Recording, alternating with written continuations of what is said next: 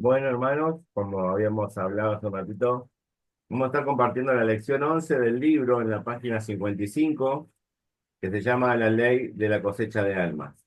Pero yo lo titulé La ley de la cosecha, de la siembra y de la cosecha de almas en el liderazgo, porque no solamente es cosechar, sino también además es sembrar.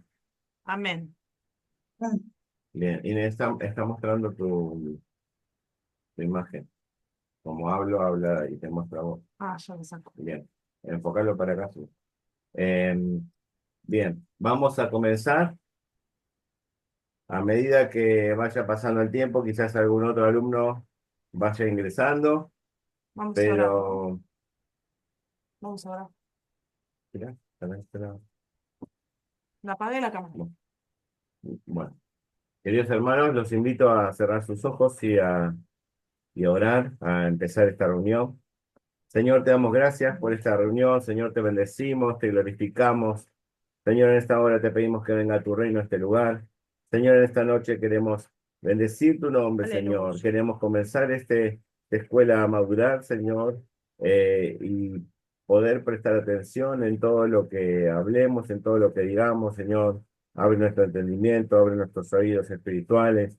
Señor, ayúdanos a comprender, Señor, lo que en la carne no se puede, Señor, lo que tiene que ver con las cosas del Espíritu, Señor. Por eso en esta hora te pedimos que tú nos ayudes a entender, Señor, las estrategias, Señor, espirituales que tú trazaste, Señor, que tienen que ver con tu creación también, Señor. Pero también, Señor, en lo espiritual se mueve de una manera que tenemos que entenderlo, Jesucristo. Amén. Te damos gracias por este tiempo, Señor, apresura los pasos, Señor, de aquellos que están ingresando, Señor, de aquellos que les falta entrar. Te pido que los bendigas, que los ayudes, Señor, y aquellos que no pueden venir hoy, Señor, que cuando lean y cuando escuchen, Señor, de la clase, Señor, puedan también ser alcanzados por tu presencia, Señor, y ser ministrados por tu palabra, Señor. En el nombre poderoso de Jesús te damos gracias.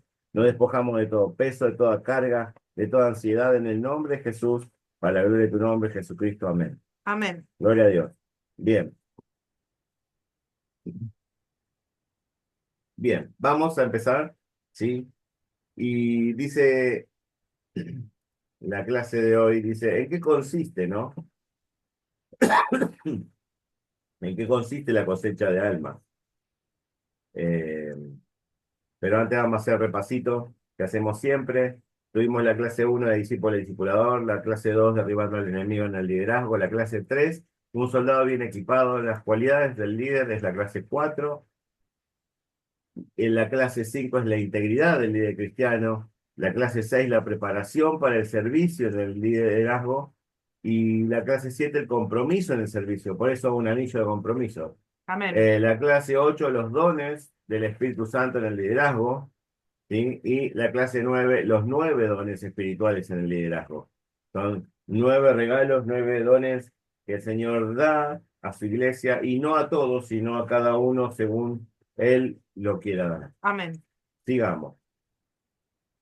Vamos por la ley, como habíamos dicho, la ley de la cosecha, pero dice la ley de la siembra y de la cosecha, siempre me trago, ¿sí? Pero dice, ¿en qué consiste la cosecha de almas? ¿Cómo podemos obtener una gran cosecha espiritual a través del evangelismo y en el discipulado? Dice en Salmos 126, 5 al 6, dice, los que sembraron con lágrimas, con regocijo segarán, irá andando y llorando el que lleva la preciosa semilla, mas volverá a venir con regocijo trayendo sus gavillas. Esa es la versión Reina Valera 1960. La versión, eh, hay otra Traducción, versión, lenguaje actual. traducción del lenguaje actual, gracias, mi asistente. Dice, las lágrimas que derramamos cuando sembramos la semilla se volverán cantos de alegría cuando cosechamos el trigo. Amén. Bien, y la intro dice así, si queremos escuchar de Jesús decir, bien hecho, entonces tenemos que hacer bien, tenemos que alcanzar a nuestro mundo.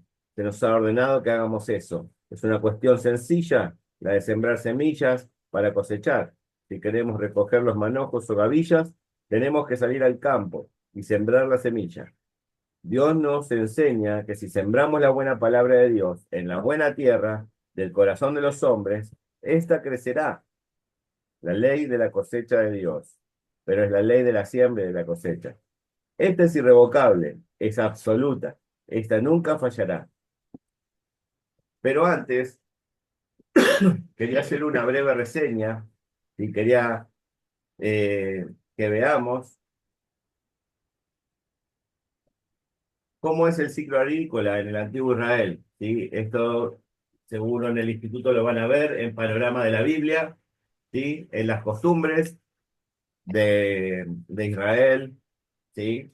Pero yo se los quería compartir porque la verdad que no tiene desperdicio y se los compartí previamente en el grupo, pero se los vuelvo a comentar. Dice, en Israel está la estación lluviosa y la estación seca.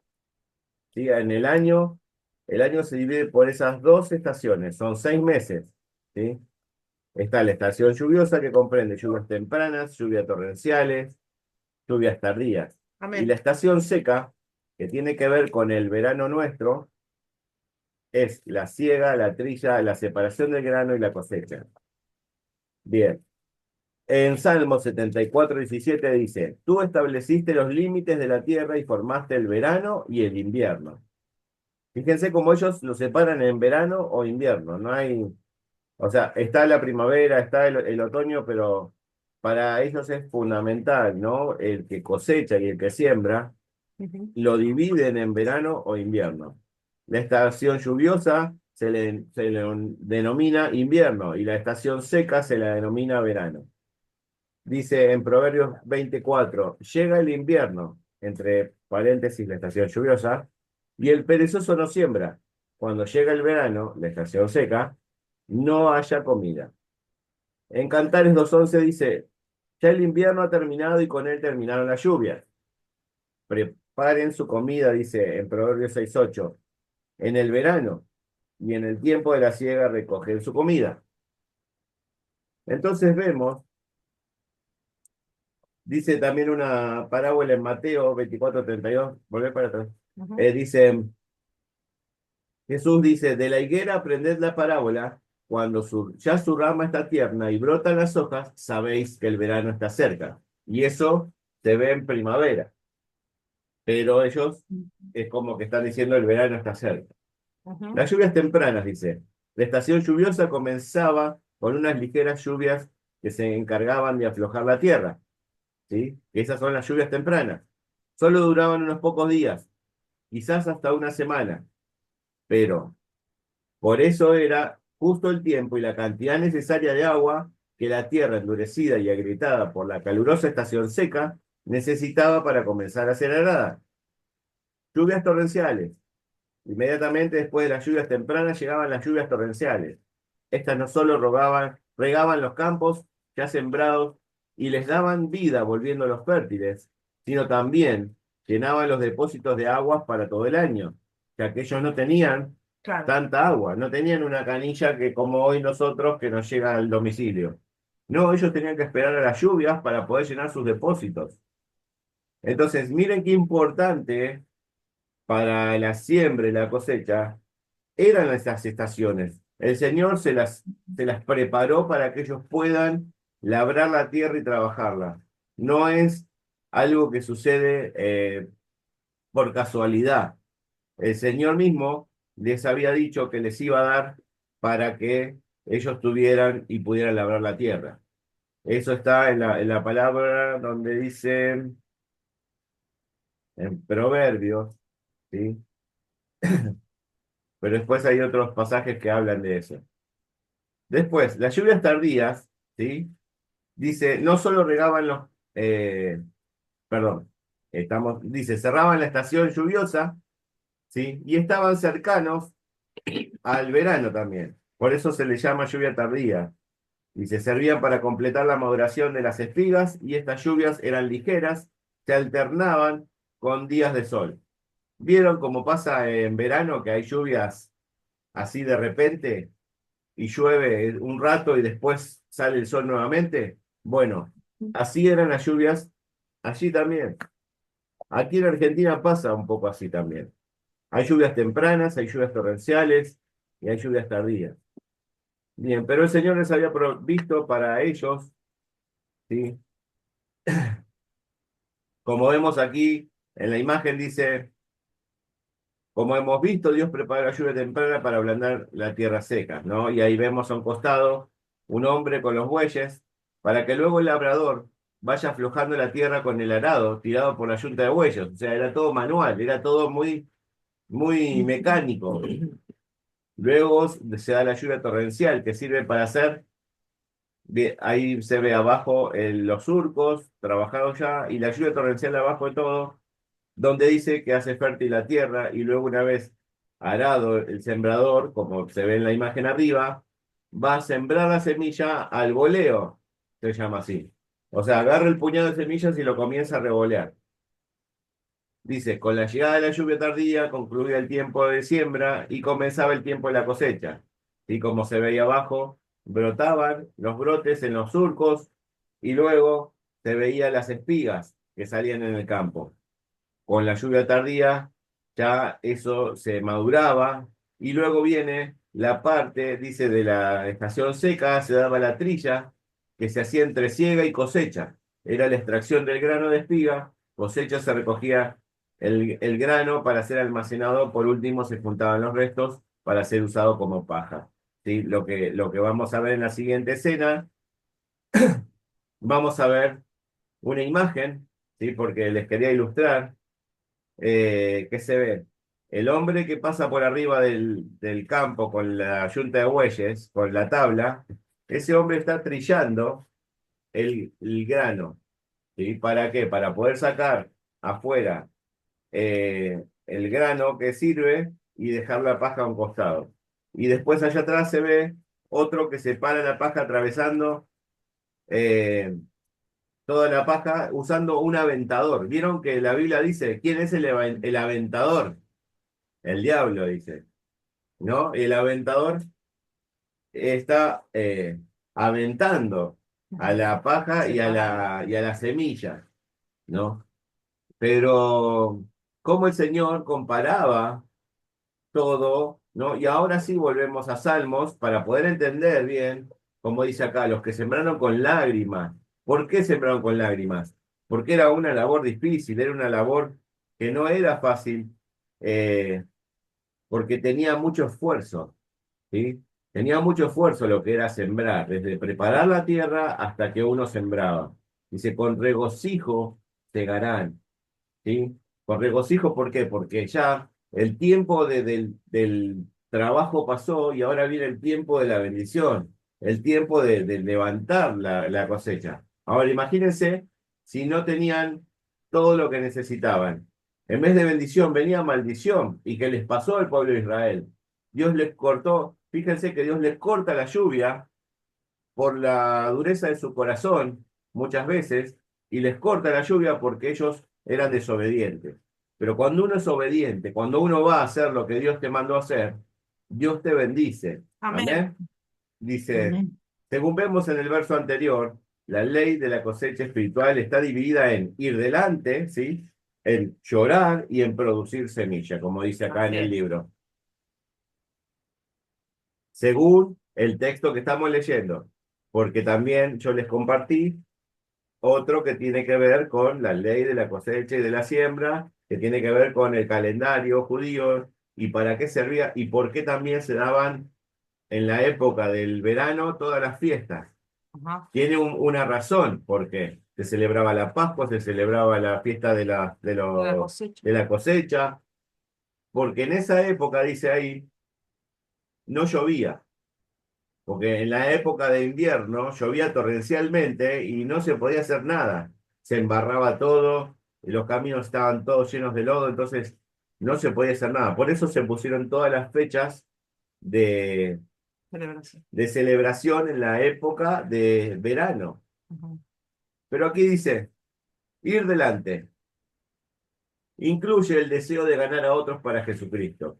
Si este deseo es ferviente, motiva al creyente a realizar un esfuerzo evangelizador especial, enfocado en la salvación de los perdidos.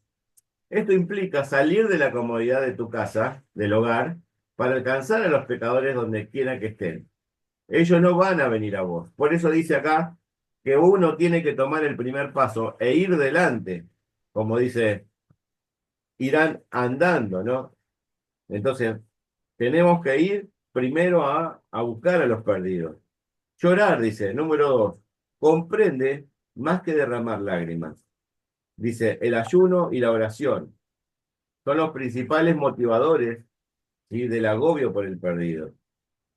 Esta clase de participación emocional trae agonía y llanto sobre un hijo perdido o sobre una ciudad, ¿sí? Pero debemos pedirle al Señor antes o en el durante, porque acá dice uno tiene que ir a buscar al perdido, pero tiene que tener esa compasión, ¿sí?, y ese derramar lágrimas delante de Dios. Y vamos a la siguiente, como es la...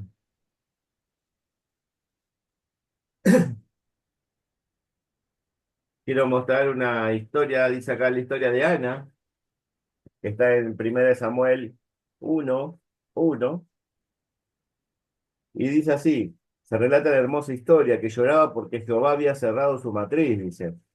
Ningún cuidado amoroso de su esposo Elcana pudo aliviar la agonía de su deseo insatisfecho. Ella dice, con amargura de alma oró a Jehová y lloró abundantemente e hizo votos. Y su carga o su agobio era tan pesado que ella prometió un sacrificio de su deseo a Dios, si él tan solo le permitía tener un hijo, dice. ¿Y cómo será su aflicción y cómo su lamento que el sacerdote que estaba ahí no entendía nada y pensó que estaba borracha, como lo han comentado muchas veces los pastores, ¿no? Cuando leen este pasaje. Pero uno no entiende cuál era su aflicción, porque ella la verdad que deseaba con ansias tener a su hijo, deseaba tener frutos. Fíjense que una persona sin frutos está estéril, no tiene frutos. Por eso Jesús cuando se acerca a la higuera la maldice, ¿sí? O sea, cuando uno no tiene esa posibilidad de tener hijos, se siente como en maldición, como maldito, como diciendo, eh, ¿para qué estoy?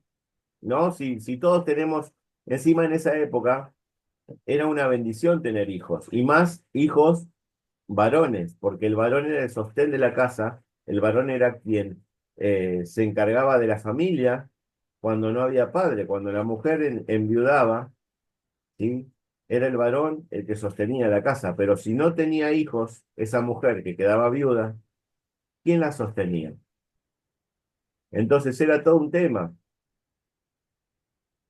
Después vemos en Génesis 31, dice, otra mujer que no tuvo hijos fue Raquel. Lloró también diciendo, dame hijos, o si no me muero. Fíjense cómo le decía a Dios cuál era su condición de su corazón, porque aparte veía a, a Lea, ¿verdad? Que era la esposa de Jacob, no me dejen mentir. Vamos a primera en el Génesis, perdón. Pero ella no tenía hijos hasta ese entonces, y la otra hermana de ella, que estaba con Jacob, sí, ya había tenido varios, ¿sí? De ahí, de esos hijos de Jacob salen los que son las 12 tribus. O sea, si ella tuvo dos, la otra hermana tuvo 10. Así que imagínense si ella no estaba mal porque se sentía triste porque no podía tener hijos. Entonces ella le pide a Dios que le dé, ¿sí? Jacob, exactamente. Dice, y le dice así, dame hijos y no me muero. Y Dios dice, se acordó de ella y la escuchó, ¿sí? Y el primer hijo que le nació a Raquel fue ni más ni menos que José, el que después iba a tener el sueño, el que después iba a libertar al pueblo, el que después iba a ser el que sea el segundo del faraón para poder libertar al pueblo del hambre. También ¿Cuántos me siguen tenés, hasta acá? Sí, amén. Amén, amén. Bilha y Silpa son otras dos mujeres que también tuvieron parte de los hijos. Bien, Son esclavas, además de las esposas Lea y Raquel. bien. Ahora, pero qué aflicción, porque yo me imagino, me pongo en el lugar de Raquel y veo que mi hermana tiene hijos, tiene hijos, tiene hijos y yo nada, y me pondría mal. Sí. Ujú. Ahora, ¿a qué viene todo esto? ¿Sí? Estamos hablando de dar hijos espirituales, de producir fruto, ¿sí? Y ahora viene producir semilla, el punto 3. Ningún agricultor espera levantar cosecha donde no sembró, Amén. ¿sí? Si uno tiene que levantar una cosecha, ¿qué debe hacer primero? Sembrar. Sembrar. Bueno, atrás.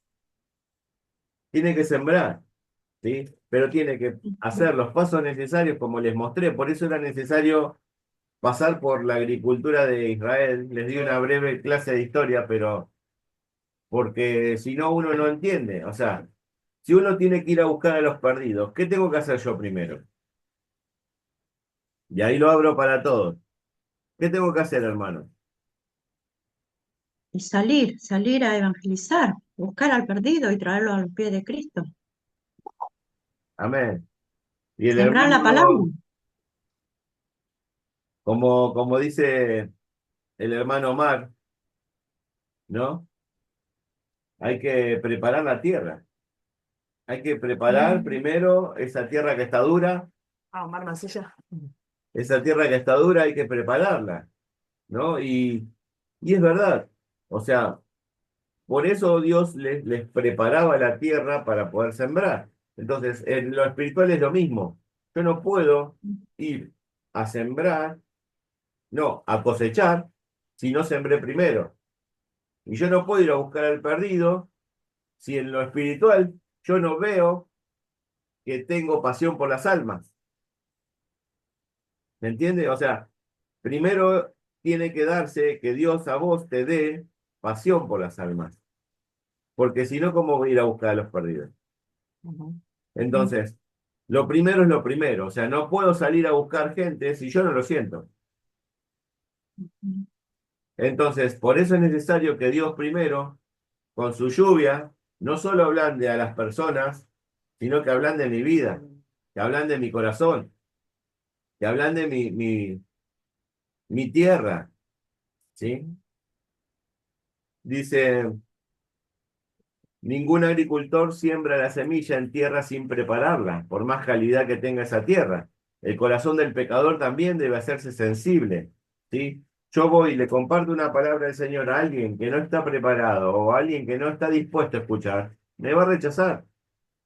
Entonces, tengo que orar primero con ayuno y con oración, ¿sí? Y llorar delante de Dios, pedirle que me muestre las personas a quién tengo que hablarle o quién va a presentarse en la ocasión para poder sembrar, para poder trabajar en ese corazón. Y Dios va a ir haciendo la obra. Él va a enviar la lluvia sobre esa persona y va a ablandar ese corazón.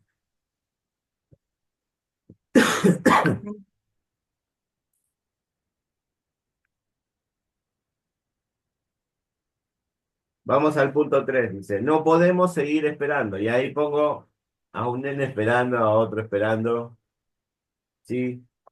Dice aquí en segunda de Timoteo 4, del 1 al 5, Pablo le pide a Timoteo, ¿sí? Que haga algo. Y ahí estoy buscando, hermanos, ¿eh? Dice, predica la palabra, dice el título.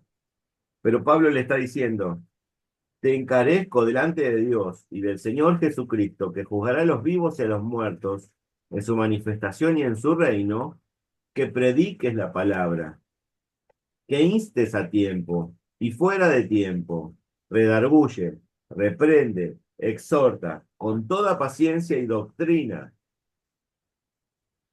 Cuando ustedes van a hablarle a alguien, ¿van con todo esto? Yo creo que la verdad que es para tenerlo en cuenta, para considerarlo, ¿no? Pero dice, Pablo le dice, te encarezco, ¿sí? Como diciendo, te encomiendo, te mando, te pido por favor que sea tu prioridad. Dice, delante de Dios y del Señor, que Él te está mirando. Por más que yo no esté, vos pensás que Él está mirándote. Entonces, cuando vayamos a buscar al perdido, pensemos no que mi líder me mandó, que el pastor me mandó, que la iglesia me mandó. No, vos pensás que el Señor Jesucristo te mandó, ¿sí? A buscar esos perdidos. Pero dice, anda, porque Él es el que va a juzgar el día de mañana tus obras, ¿sí? Predica a tiempo, predica la palabra. ¿Y qué es predicar la palabra? Es sembrar, es sembrar la semilla, que instes a tiempo y afuera de tiempo, ¿sí? Que instar a alguien es animar, es ir, que ese conozca al Señor, ¿sí? Pero no así, bueno, si querés te predico, tomá. No, con pasión hacelo con ánimo, dice. Dice redarguye. Redarguir es cuando vos le estás hablando a alguien que está haciendo algo mal, pero le estás haciendo recordar que eso que está haciendo no está bien y que no va con la palabra de Dios. Entonces, estás redarguyendo a esa persona. Reprende, dice, pero dice que lo hagas con amor, ¿no? No que lo juzgues, sino que lo reprendas. Y cuando vos reprendes a tu hijo, ¿qué es? Porque hizo algo que no tenía que hacer, pero lo exhortas con amor. Es una exhortación con amor. Dice, ¿ves? Dice, reprende, exhorta, con toda paciencia, dice, y con Amén. doctrina. Yo no puedo andar exhortando al hermano, pero no leer la palabra.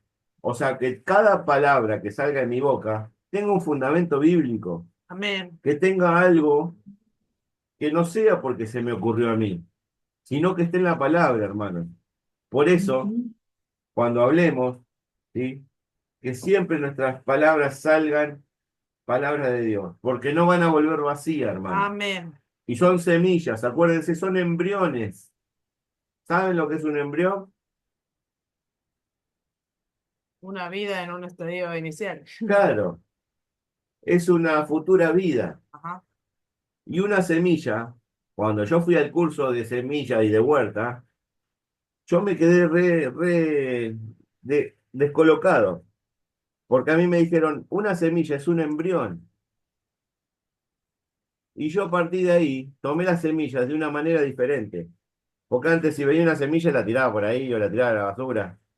Pero cada vez que veo una semilla, me acuerdo que es un embrión, ¿sí? Y fue hecha por Dios. O sea, el creador de esa semilla fue Dios. Y Dios hasta en una semilla dio vida. O sea, si una semilla tiene la capacidad de dar vida, ¿cuánto más la palabra de Dios? Amén. Entonces, cuando prediquemos, sí, acuérdense de eso, que ustedes están sembrando embriones en las personas. Están sembrando embriones que van a dar vida, una vida de la palabra de Dios. ¿Sí? Entonces, a partir de ahora no van a ser los mismos. A partir de ahora van a pensar bien cuando tengan una semilla en la mano, ¿sí? Que van a tener vida en sus manos. Amén. ¿Sí? Y por eso el Señor a nosotros nos dio la capacidad de dar vida también. ¿Por qué? Porque Él nos compartió lo que Él es con su palabra. ¿Sí? Ujú. Jesús dijo, yo soy el camino, la verdad y la vida. Ahora, Él es vida, su esencia es vida. Y Él nos compartió a nosotros eso tan importante. Pero fíjese, volviendo, ¿no? Le dice Pablo, haz obra de evangelista, le dice en el 5. En el 3 dice, porque vendrá tiempo que cuando no sufrirán la sana doctrina, sino que teniendo comezón de oír, se amontonarán maestros conforme a sus propias concupiscencias, conforme a sus propios caminos retorcidos, podría decirlo yo, conforme a sus pecados, y apartarán de la verdad el oído y se volverán a las fábulas. ¿Y qué quiere decir todo esto? que cuando vengan, ¿sí? En estos tiempos hay gente que se va a apartar de lo que es la palabra y va a empezar a hablar historias, fábulas, o sea, va a empezar a hablar cuentos. ¿Cuántas iglesias o cuántas personas vienen y te predican de un evangelio de todo bien, de todo amor, de todo paz, de que es todo riqueza, que Dios es un Dios rico y te quiere bendecir siempre, pero nunca te dicen de que si vos pecás te vas a morir? No, nunca te dicen que si vos no obedeces lo que dice la palabra, te acarrea consecuencias. Entonces, de eso nos está advirtiendo, dice, haz obra de evangelista, dice, sé sobrio, soporta las aflicciones, cumple tu ministerio. Y así como Pablo le dijo a Timoteo, yo hoy les digo a ustedes, hermanos, ¿sí? Dice, sean sobrios, soporten las aflicciones, hagan obra de evangelista, cumplan su ministerio. Vamos a la siguiente, dice, como habíamos dicho, la palabra de Dios es vida. Dice, en Juan 6:63 dice, las palabras que yo os he hablado son espíritu y son vida. Dice en Hebreos 4:12, dice, porque la palabra de Dios es viva y eficaz y más cortante que una espada de dos filos. Hay poder y vida en la palabra de Dios. Entonces ustedes piensen, cada vez que voy a hablarle a alguien con un versículo, con un texto de la palabra de Dios, y estoy sembrando vida en esa persona. Esa persona quizás está muerta espiritualmente, ¿sí?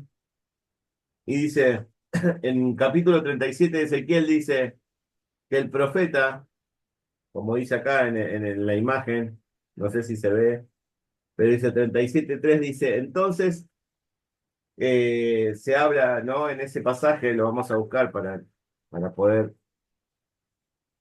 El Eso valle de está los en, huesos secos. exactamente, el Valle de Huesos Secos. ¿Cuántos escucharon esto? ¿Cuántos escucharon esta palabra? Amén. Pero Amén. fíjense que es re loco todo lo que le pasó al profeta, porque el profeta tenía que profetizarle a huesos secos, a, no sé si alguna vez vieron huesos de algo muerto, ¿sí? Y Dios lo mandaba a profetizar ahí, dice, lo llevó el Espíritu de Jehová y me puso en medio de un valle que estaba lleno de huesos. Me hizo pasar cerca de ellos por todo el derredor y he aquí que eran muchísimos sobre la faz del campo y por cierto secos en gran manera. O sea, no estaban recién muertos. Hacía años que yacían ahí, que estaban todos secos. Ujú. Y me dijo, hijo de hombre, ¿vivirán estos huesos? Y dije, Señor, tú lo sabes. Qué sincero que fue el profeta, no la piloteó, porque Mm. estaba hablando con Dios y Dios sabe todo, o sea, y no le puede esconder a Dios. Señor, no sé, vos sabes todo, sería en nuestras palabras hoy. Ujú. Me dijo entonces, profetiza sobre estos huesos y diles, huesos secos, oíd palabra de Jehová. Así ha dicho el Jehová el Señor a estos huesos. He aquí, yo hago entrar espíritu en vosotros y viviréis. ¿Sí? Ahora, ¿cuántos hablarían así? Si el Señor te manda, ¿no? ¿Cuántos hablarían con esa fe? Yo no sé, la verdad que no sé cómo actuaría. Ahora, hay que tener fe para declarar eso, pero además hay que ser obediente, porque, o sea, Dios en esta, ¿sí? Lo que estamos hablando acá de que la palabra de Dios es vida, pero Él nos mandó a nosotros a profetizar a los huesos secos. Él nos mandó a nosotros a ir por los muertos espirituales. Entonces, en cierta manera, estamos como Ezequiel, profetizándole vida a esos huesos. Dice, la palabra de Dios es infalible, nunca falla. Dios declara por medio de Isaías, así será mi palabra que sale de mi boca. No volverá a mí vacía, como les decía hoy, sino que hará lo que yo quiero y será prosperada en aquello para lo que la envié. Eso está en Isaías 55:11. Gloria a Dios. Existe poder en las escrituras, dice, para crear vida nueva. ¿Se acuerdan cuando Jesús se encuentra con la samaritana? Ujú. Esa escena donde ella lo comienza a cuestionar y él le dice, si supieras quién te está hablando, ¿sí? Vos me pedirías agua a mí, ¿no? Y si nosotros entendiéramos, ¿sí? ¿Qué mensaje estamos llevando? La gente vendría a nosotros por esa agua también. Así que es momento, hermanos, de entender, ¿sí? Pero tenemos que derramar esas lágrimas delante de Dios cuando sembramos la semilla. Dice, se volverán cantos de alegría cuando cosechemos el trigo. Dice, Amén. si la siembra de la semilla en el campo resulta en una cosecha, entonces es de importancia primordial que identifiquemos qué campo es fértil. Dice, un agricultor no siembra su preciosa semilla porque es un embrión en un solar de la caballeriza, o en un lugar donde se transita, o en un camino, ¿no? Porque enseguida la semilla, cuando brote, va a ser pisoteada. Ahí está la parábola de Jesucristo cuando dice, el sembrador salió a sembrar, ¿no? Y había cuatro diferentes motivos, Tierras. cuatro diferentes Terrenos. tierras, en cuatro diferentes lugares donde cae la semilla. El agricultor dice, no abandonas, no, el agricultor abandona su comodidad y va a áreas remotas, en el campo, donde la semilla puede ser sembrada y dejada para que crezca sin molestias. A mí me pasa, cuando yo siembro acá en mi casa, yo destino de mi terreno 1 metro por 12. Entonces ahí yo aprendí que en lo que es la huerta, ¿sí? Cada metro que vos sembrás, por 1 metro por 1 metro, 1 metro cuadrado. Entonces, si yo tengo 1 metro por 12 metros, tengo 12 metros cuadrados de tierra. Entonces, uno cuando va a sembrar una huerta propia, tiene que fijarse bien cuánta tierra vas a sembrar. Ujú. No vas a sembrar en toda tu casa, ¿no? Bueno, eso Tenés te digo que, yo, pará, hasta acá sembrame y acá están las flores. por eso, a veces uno ocupa un lugar que sabe que ese lugar es el lugar indicado. No, no van a pasar los perros por ahí, los chicos no van a pasar y trata de vallarlo, ¿sí? Trata de que ese lugar quede cubierto.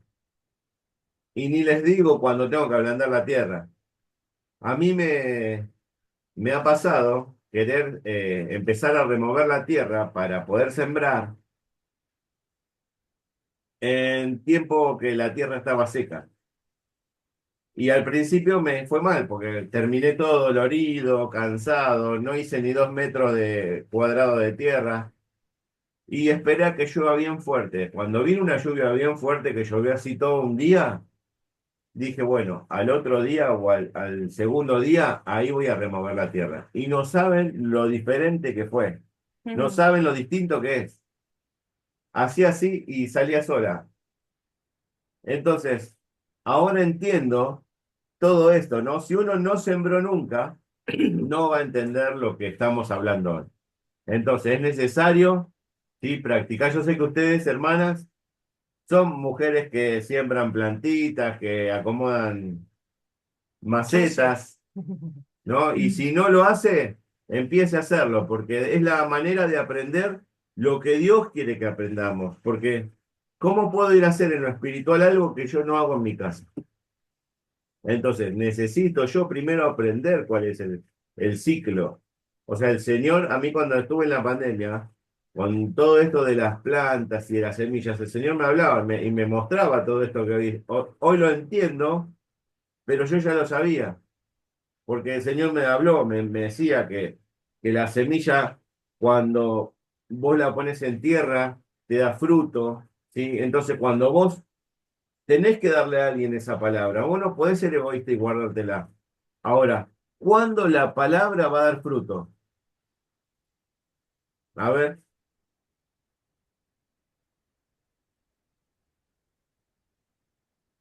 escucho ofertas. Cuando Ujú. cae en buena tierra. Cuando está en la tierra, pero no solo cuando está en la tierra. Cuando uno Porque la me ha siembra. pasado de tener semillas puestas en tierra y hasta que no recibió el agua le da vida. El agua es vida. Por eso nosotros somos 70% agua. ¿Sí? Necesitamos el agua. Sin agua nos morimos, porque tiene que ver con la vida. Y fíjense que ¿qué es la palabra? Agua, de vida. Hay algo cuando hablábamos de este tema con Fernando que a mí me llamaba la atención, que decías que ¿quién manda la lluvia? ¿No? Y estábamos discutiendo esto. ¿Quién regó? Apolo regó, está bien, pero la lluvia en Israel, ¿quién la manda? O sea, Dios, dependen totalmente de la lluvia que manda el Señor, por exactamente. eso decimos que finalmente el crecimiento lo da el Señor, ¿no? Porque Él es el que manda la lluvia temprana y tardía sobre las personas, ¿no? Amén. Nuestra misión, hermanos, es solo sembrar. Es la única misión que tenemos, sembrar. Porque el crecimiento, los frutos y todo lo demás lo va a hacer el Señor. Pero el Señor nos está llamando a sembrar, ¿sí? A hacer obra de evangelista, a sembrar y a trabajar esas tierras, ¿sí? Ahora vamos a la 5 que dice el campo es el hogar. Y acá yo puse varias imágenes. Abajo de todas no se ve la que está porque quedó tapada de fondo. Es una de Chosen donde van todos juntos, ¿no? Jesús con todos los discípulos abrazados. Pero puse una también de a Jesús como golpeando la puerta, ¿no? Él quiere entrar, él quiere entrar en esas casas donde va a ser predicada su palabra. ¿Por qué? Porque esas personas necesitan de Dios. Ayer estuvimos en el grupo de amistad y la verdad que fue un tiempo lindo, pero fue un tiempo donde la palabra fue sembrada. Cada vez que vamos al grupo de amistad o cada vez que nos encontramos con alguien nuevo, ¿sí? No perdamos esa oportunidad de sembrar esa palabra. Pero dice acá, el campo, ¿sí? En la Biblia dice, el campo siempre fue el mundo. Esto especialmente es cierto con relación al evangelismo, dice. Siendo que es imposible que un cristiano alcance a todo el mundo a la vez. Él debe comenzar alcanzando al individuo. Como les digo yo, ¿no? No podemos sembrar toda la casa. Tenemos que empezar por un rinconcito, por un No, bueno, eso lugarcito. lo digo yo, no me siembres en toda la casa. Claro, bueno, yo soy medio tremendo, ¿no? Pero no podemos ir por todo el mundo y predicar. Ojalá, sí, si ese es nuestro objetivo, y si el Señor nos manda así, pero ¿a dónde tenemos que empezar? Como dice cuando se derramó el Espíritu Santo, dice en Jerusalén, en Samaria y hasta lo último de la tierra, ¿sí? Tenemos que empezar por nuestro Jerusalén, hermanos. Dice, Jesús envió a sus 70 discípulos a los hogares, entrando en la casa, y ahí están, ¿no? Los hogares, ahí está Jesús cuando él iba, ¿no? Iba a las casas, iba a visitar al fariseo, iba a visitar al recaudador de impuestos, iba a visitar siempre a alguien iba a visitar, ¿sí? Y eso es lo que Jesús nos dejó a nosotros, ¿sí? Que nosotros tenemos que ir a visitar a esas casas, que esos campos son esas casas. Y le dice a los 70 dice, entrando en la casa saludadla, dice en Mateo 10:12. Jesús estuvo en la casa de Zaqueo. Hoy ha venido la salvación a tu casa. En Lucas 19:9. Los discípulos esparcieron la verdad en las casas. Porque dicen Hechos 2:46. Y perseverando unánimes cada día en el templo y en las casas. Y todos los días en el templo y por las casas no cesaban de enseñar y predicar a Jesucristo. En Hechos 5:42. Pedro predicó a Cornelio cuando fue a la casa. Dice, el Espíritu me dijo que fuese, entremos en casa de un varón, en Hechos 11:12. El carcelero y su familia vieron cómo esa palabra que él dijo en Jerusalén, en Samaria y hasta lo último en la tierra se cumplió. Si uno lee todo el libro de los Hechos, va a ver que Pablo fue el que difundió el Evangelio hasta lo último en la tierra. Dice, Eh, el aluvión de nuevas criaturas en la iglesia fue perpetuado, dice, por el ardor del avivamiento que se centró en los hogares. La iglesia primitiva comenzó en un hogar y de allí alcanzó al mundo de aquel entonces con el evangelio verdadero. Entonces, hermanos, estamos siendo llamados a ir a llevar el evangelio. Yo sé que muchos están predicando en las casas y lo vienen haciendo bien, ¿sí? Hoy, en el siglo XXI, somos los discípulos del siglo XXI, como dice acá. Dice, un maestro de estudio de la Biblia en el hogar no necesita ser pastor o graduado del colegio bíblico, ni siquiera un cristiano de mucha antigüedad. Tanto los que han sido salvos por años como los nuevos convertidos pueden enseñar con efectividad la Biblia en el hogar.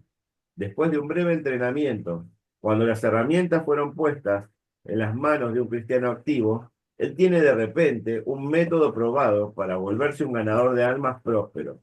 Amén. Entonces, el ganar almas se convierte en una recompensa emocionante, ¿sí? Entonces, no digan, uy, yo no puedo, no estoy capacitado. Hermano, estamos poniendo esta escuela para capacitarnos, pero después, ¿sí? Haga el instituto, capacítese, pero no tenga miedo de empezar. Ese es el mensaje que nos envían en la escuela, ¿no? Que estamos enviando hoy. O sea, no tengan miedo, hermanos, de compartir la palabra en las casas. Y van a ver qué lindo es ser protagonista de esto. Dice acá la gran comisión, ¿no? ¿Cuántos se la saben de memoria? Mateo 25 dice 28. 20, perdón, 28, 18 al 20. La tengo con Mateo 25. Mm. Dice así. Gloria a Dios. Y Jesús se acercó y les habló diciendo, toda potestad me es dada en el cielo y en la tierra. Por tanto, id y haced discípulos a todas las naciones. Acá está la fórmula, bautizándolos en el nombre del Padre y del Hijo y del Espíritu Santo, y enseñándoles que guarden todas las cosas que yo os he mandado. He aquí, yo estoy con vosotros todos los días hasta el fin del mundo. Jesús sigue buscando discípulos, como puse ahí. Acá dice, vayan ustedes. Él los encomendó a los discípulos que él formó, pero hoy están siendo formados en esta escuela de madurar y como responsabilidad, como autoridad responsable, los estoy encomendando a que vayan, hermanos, y hagan discípulos, ¿sí? La gente está esperando escucharlos. Sí, aunque pongan cara de sorprendidos, como dice ahí la imagen, ¿no? A mí, sí, a vos. Todas estas personas que están aquí en este Zoom de hoy, o aquel que esté escuchando este video que estamos haciendo hoy, ¿sí? Somos responsables de hacer la obra de evangelista. Dice acá, es un mandamiento aparte, dice. El mandamiento definitivo del Señor a sus discípulos fue ir y alcanzar y predicar y bautizar y enseñar a todas las naciones. Entonces, no solo es una comisión, algo que nos encomendaron, sino que es una responsabilidad, ¿se acuerdan como le prediqué la vez pasada? Es un deber, no es un derecho, es un deber, es una responsabilidad que tengo de predicarle al que sea, al que Dios me muestre, ¿sí? Y hacerlo un seguidor de Jesucristo. Conclusión, Juan 3:4-35 dice, ¿no decís vosotros, aún faltan 4 meses para que llegue la siega? He aquí, os digo, alzad vuestros ojos y mirad los campos, porque ya están blancos para la siega. Ahora, ¿Jesús estaba diciendo esto? ¿En qué época lo estaba diciendo? A ver si quedó. En verano. En verano, pero en el previo a la lluvia tardía, Ujú. porque todavía no estaban madurándolas. las frutas, los frutos, el trigo, ¿no? ¿Vieron cuando uno ahora, cómo uno lo entiende ahora? O sea, faltan, dice, 4 meses, entonces es como que les estaba profetizando, dice, mirando el campo, ¿no? Como está ahí la imagen, ¿sí? Dice, faltan 4 meses, pero dice, he aquí yo digo, alzad vuestros ojos y mirad los campos, porque ya están blancos para la siega. Los campos están blancos todavía, pero manos laboriosas deben tocar esa cosecha, dice, cada quien debe tocar a uno. Esa es la voluntad y el plan de Dios, que todos los creyentes se reproduzcan espiritualmente. Dice, esto puede hacerse al involucrarte tú en estudios bíblicos en los hogares, en los grupos de célula, en las clases para nuevos convertidos. Si vos tenés interés y te importas, participarás, dice acá. Mateo 18 dice,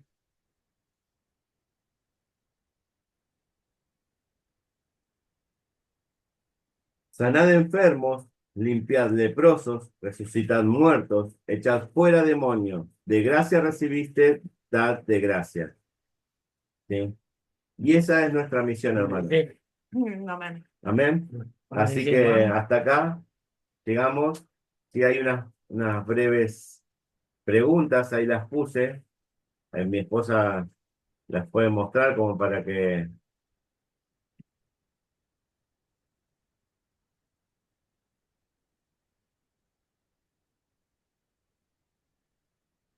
Dice, las preguntas que tenemos que responder, dice, ¿en qué consiste la cosecha de almas? ¿En qué consiste? ¿La respondemos? Después, bueno, cada uno la tiene que, como para que la entienda. Yo quiero ver si se entiende o no se entiende. A ver, hermana Mariela Guzmán, ¿en qué consiste? Señor bendito, justo a mí. Ah, bueno, para mí lo que yo entendí primeramente es cosechar en buena tierra, quiere decir que tenemos que hablarle a la persona, pero también tenemos que tener, ¿cómo que te puedo decir? Como vos decís, las armas, ¿no? En oración, en ayuno, porque en sí, si nosotros hablamos por nuestros medios y no somos guiados por el Espíritu Santo, puede caer la palabra en una mala tierra. Para caer en buena tierra tenemos que estar guiados por el Espíritu Santo y por eso que tenemos que prepararnos en oración y ayuno. Bien. Hermana Carolina, ¿está ahí? Está Fiorella Ya también. está, Con ella. están ocupados. Eh, hermana Amelia, ¿en qué consiste? Como dijo la hermana Mariela Guzmán, ¿no? Que tenemos que estar preparados con la palabra, preparado en ayuno, en oración primeramente, y después ir a predicar. Eso. En eso consiste la cosecha de almas.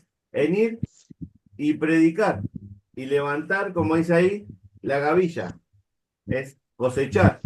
O sea, es ir a buscar a los perdidos. Amén. Vamos por la que sigue.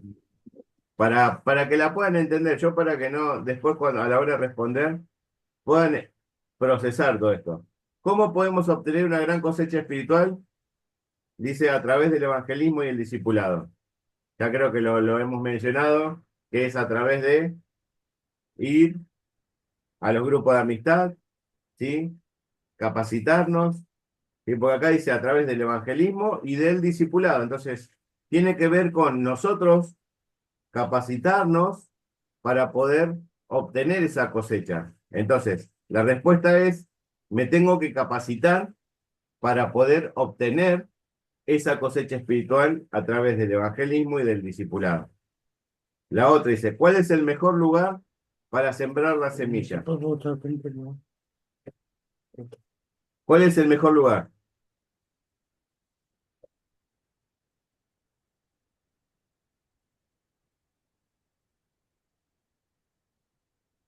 No Perdón, sé. yo eso no lo sé. Por favor. Los Yo soy agarré. sincera. Bueno, a ver, hermana Caro.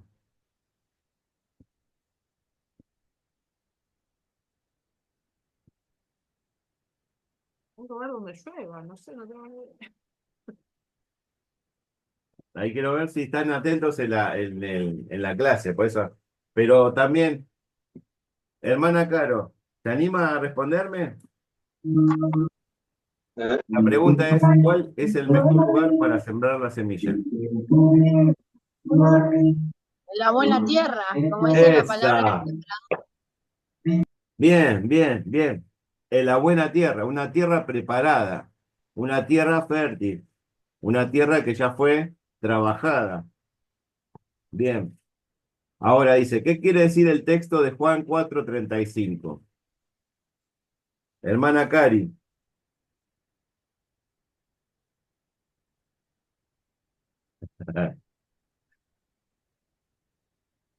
Qué miedo esto. Es que quiero ver si la entienden, porque por ahí yo tiro preguntas y no la entienden, entonces mejor acá entre todos responderlas y después a la hora de responder ya sale como fácil. No me acuerdo, hermano, qué era eso. Dice Juan Juan, 4:35, dice, ¿no decís vosotros aún faltan 4 meses para que llegue la siega? He aquí os digo, alzad vuestros ojos y mirad los campos, porque ya están blancos para la siega. ¿Qué quiere decir este texto? ¿A quién va dirigido? A los obreros del Señor, que ya está para recoger las almas, ¿no? Hermana a los Manuela, la hermana creyentes. Cari. Ah, A los disculpe, creyentes. ¿Cómo? Perdón. A los creyentes, a la iglesia, a los que evangelizamos. Claro, en un principio, ¿sí? Para que la entendamos, iba dirigido a los oyentes de ahí, a todos los seguidores de Jesús de esa época, ¿sí? O sea, si él envió a los 70, quiere decir que había 70 y un poco más que lo seguían. Entonces, eso que está en Juan 4:35, si uno lo busca, eso está en Juan, está después de que él predica en Samaria, ¿sí? Después de haberse encontrado con la samaritana. A ver, vamos ahí. Entonces, él les dice a los discípulos de él, fíjense, él estaba hablando con los discípulos, porque dice, no decís vosotros, dice Jesús le dijo, mi comida es que haga la voluntad del que me envió y que acabe su obra. Entonces, él estaba hablando con los discípulos. Entonces, eso es la primera pregunta. ¿Y a quién va dirigido? Ahí está, a mí, porque yo soy un discípulo de Jesucristo.